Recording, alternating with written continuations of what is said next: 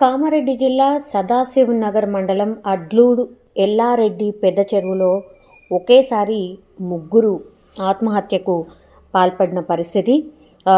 Bhiknoor SI Sai Kumar, Bibipet police స్టేషన్కి చెందిన మహిళా కానిస్టేబుల్ శృతి అండ్ ఒక కంప్యూటర్ ఆపరేటర్ నిఖిల్, వీళ్ళందరూ కూడా ఎల్లారెడ్డి పెద్ద చెరువులో దూకి ఆత్మహత్య చేసుకున్నారు. ఆల్మోస్ట్ ముగ్గురు బాడీస్ కూడా ఒకే దగ్గర అంటే లభ్యమైన పరిస్థితి కనిపిస్తోంది. అయితే అసలు ఏం జరిగింది ఏంటి, వీరి ముగ్గురు మధ్య అసలు ఏం సంభాషణ జరిగింది అండ్ వీళ్ళు ముగ్గురు కూడా ఎలా పరిచయం ఏంటి అనేది కూడా పోలీసులు ఇప్పుడు కనుక్కునే ప్రయత్నం అయితే చేస్తున్న పరిస్థితి కనిపిస్తోంది. అయితే ఈ పెద్ద చెరువు వద్ద కారు ఆగి ఉండడాన్ని స్థానికులైతే గమనించిన పరిస్థితి. బట్ ఈ ఎవరైతే కానిస్టేబుల్ మహిళా కానిస్టేబుల్ శృతి ఉన్నారో, ఆ తర్వాత ఎస్ఐ సాయి కుమార్ ఉన్నారో, వాళ్ళిద్దరు ఫ్యామిలీస్ కూడా వాళ్ళ ఇద్దరికి సంబంధించిన ఫ్యామిలీ మెంబర్స్ కూడా నిన్న 11 గంటలకు వీళ్ళ ఇద్దరి ఫోన్స్ స్విచ్ ఆఫ్ ఉన్నాయి.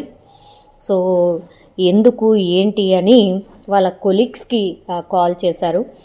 కాల్ చేసినప్పుడు అప్పుడు పోలీసులు కూడా రంగంలోకి దిగి వెతకడం స్టార్ట్ చేశారు. వాళ్ళ ఫోన్స్ ఎక్కడైతే స్విచ్ ఆఫ్ అయి ఉన్నాయో ఆ ప్లేస్ని ట్రేస్ చేసినప్పుడు ఈ పెద్ద చెరువు వద్ద కంప్లీట్గా వాళ్ళ ఫోన్స్ అయితే ట్రేస్ అయ్యాయి. అగైన్ అక్కడ స్థానికులు కూడా సేమ్ కంప్లైంట్ని పోలీసులకు కూడా చెప్పిన పరిస్థితి. ఇక్కడ ఒక కారు ఉంది, పూర్తిగా వాళ్ళ పర్స్ కావచ్చు, చెప్పులు కావచ్చు ఇక్కడే ఈ కార్ దగ్గరే ఉన్నాయి.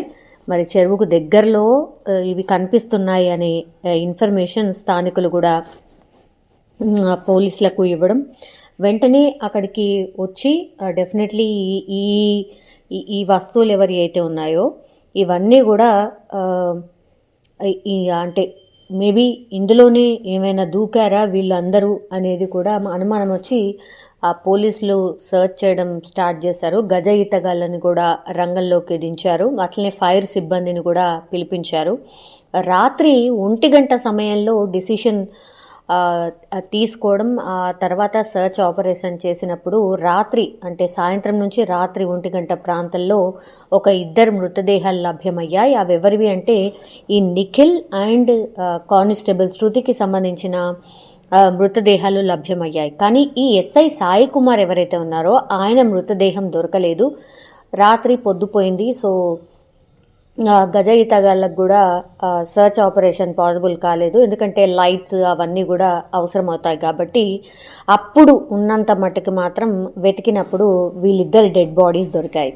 ఆ తర్వాత పొద్దున ఎప్పుడైతే మళ్ళీ సర్చ్ చేయడం మొదలుపెట్టారో ఆ లోపలే మరి శృతి ఇంకా ఆ తర్వాత నిఖిల్ మాత్రమే ఇందులో దూకి చనిపోయారా. సో వీళ్ళిద్దరిని కూడా చెరువులోకి తోసేసి ఏమైనా ఈ ఎస్ఐ సాయి కుమార్ ఎస్కేప్ అయ్యారా, ఇలాంటి పుకార్లు కూడా వచ్చాయి.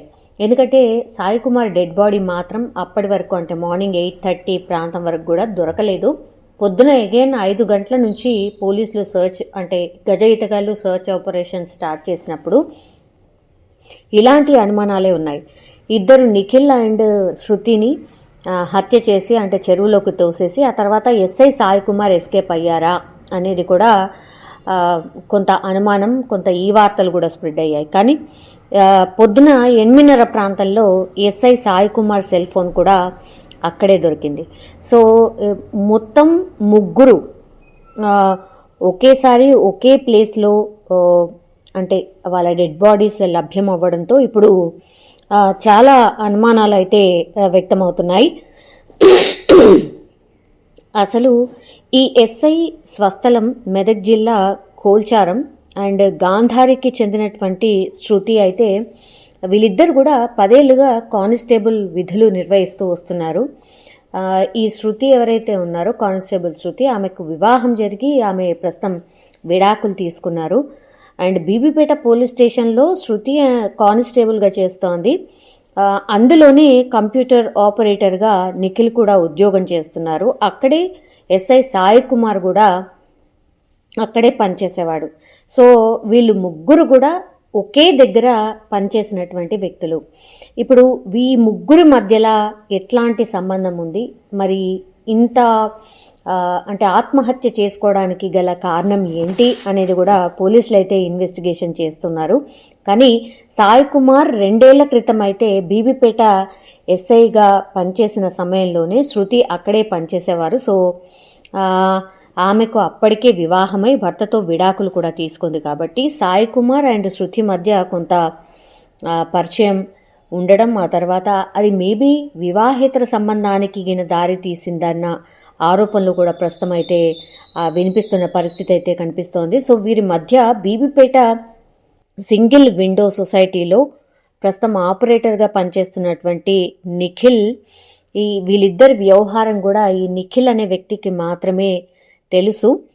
కాబట్టి ఏదైనా మరి శృతి ఎస్ఐని పెళ్లి చేసుకోమని ఒత్తిడి తెచ్చిందా, లేకపోతే ఇంకేమైనా జరిగిందా అనే కోణంలో కూడా విచారణ చేస్తూ ఉన్నారు. అయితే ప్రస్తుతం అయితే సాయి కుమార్ బీబీపేటలో పనిచేయట్లేదు. ఎస్ఐ సాయి కుమార్ ఆయన బిక్నూర్కి మూవ్ అయిపోయాడు, బదిలీ అయింది.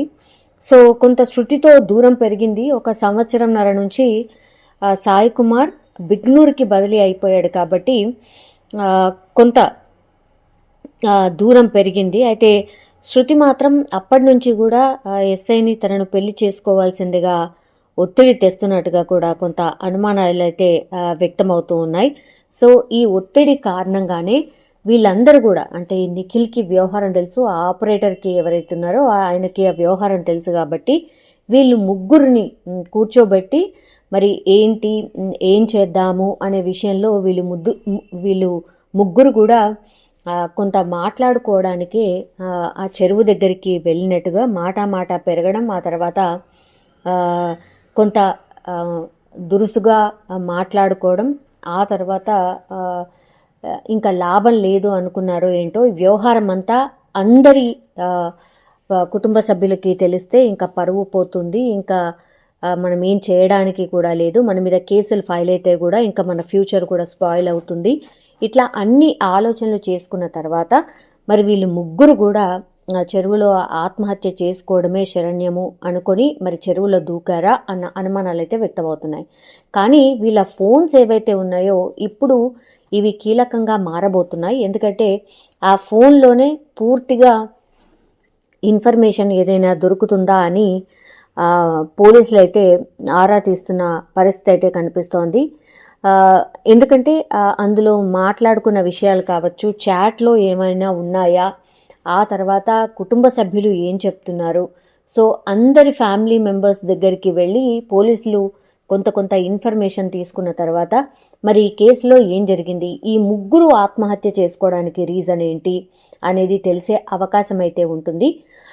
ఈ పోలీసు అంటే ఈ వ్యవహారాన్ని అంతా ఇన్వెస్టిగేషన్ చేస్తున్నటువంటి ఆఫీసర్ కూడా ఇదే మాట చెప్తున్నారు. సో ప్రాథమికంగా అయితే వీళ్ళు ముగ్గురు చనిపోయారు, బట్ వీళ్ళు ముగ్గురు ఒకచోట గతంలో పనిచేసేవాళ్ళు, ఇప్పుడు ఎస్ఐ సాయి కుమార్ ఇంకో చోటకు వెళ్ళిపోయారు. అయితే వీళ్ళు ముగ్గురు ఎందుకని ఒకేసారి చనిపోయారు, ఒకే చెరువులో ఎందుకు దూకి చనిపోయారు, ఆత్మహత్య చేసుకోవడానికి కారణం ఏంటి అనే కోణంలో మేము ఈ కుటుంబ సభ్యులందరినీ కనుక్కున్న తర్వాత కానీ ఈ కేసు తేలే అవకాశం లేదు అంటూ కూడా చెప్పుకొచ్చిన పరిస్థితి అయితే కనిపిస్తోంది. కానీ ఇది ఇప్పుడు పెద్ద ఎత్తున చర్చనీయాంశంగా మారిపోయింది పోలీస్ డిపార్ట్మెంట్ మొత్తంగా కూడా అండ్ జిల్లా వ్యాప్తంగా కూడా. మరి ఈ కేసులో ఏం జరిగి ఉంటుంది, ఏమై ఉంటుంది, ముగ్గురు ఒకే దగ్గర ఆత్మహత్య చేసుకోవడానికి రీజన్ ఏంటి అనే కోణంలో పోలీసులు అయితే దర్యాప్తు చేస్తున్న పరిస్థితి కనిపిస్తోంది.